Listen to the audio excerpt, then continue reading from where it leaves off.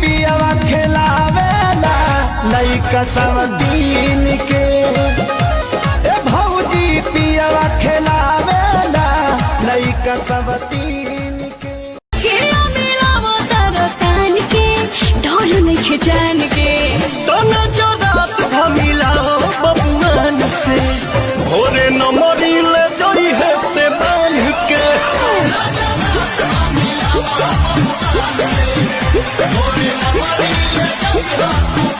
कतनो लाली लगई बुवे भौजी अइहे ना भाता ए हो।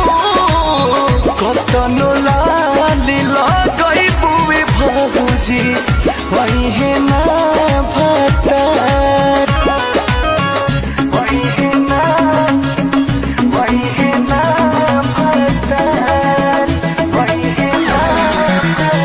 मन पर कैसे आके तोरा में समा के सुती जाती रहलू अपने हमके जगा के।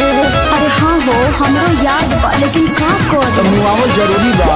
मिले बराबर अभियो आवतर हवा बोलत बतिया बतर।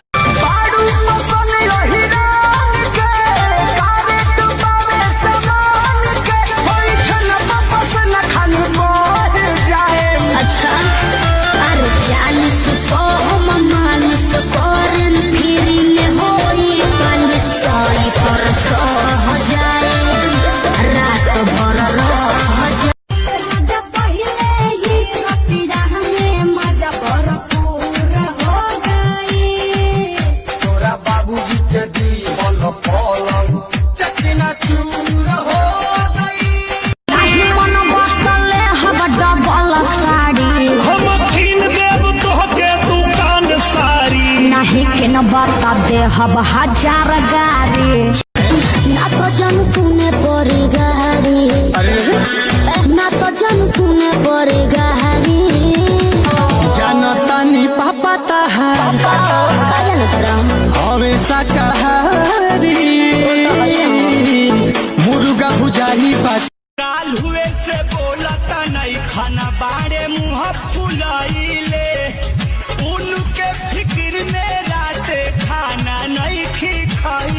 खालो ये राजा हमार फल बर मसिया सर्दी जुकाम कबो होई ना खसिया कि तहरा मुँह में धराइला तो छटकता। खाला मरत रहे दुनिया यही तो मिलता तहरा तो कहता मिलता तहरा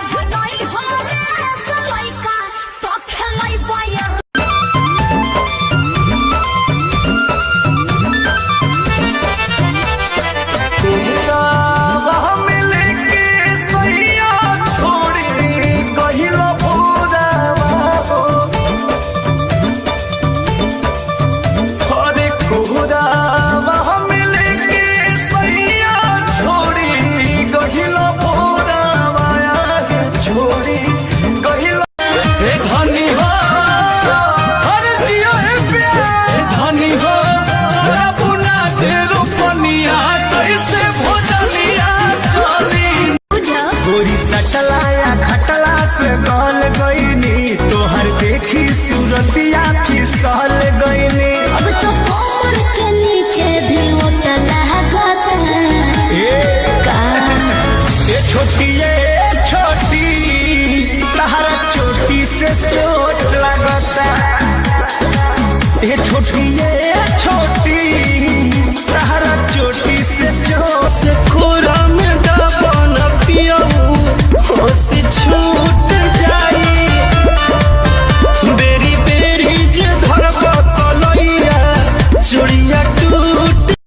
रात भर सैया हमर बढ़े टेम्परेचर तू धरावेला थ्रेसर प्यार कर अरे वाह क्या वाह ओहो हनु हम जानो तानी जवन चाहतारू अभी पहिले उठानी में डाह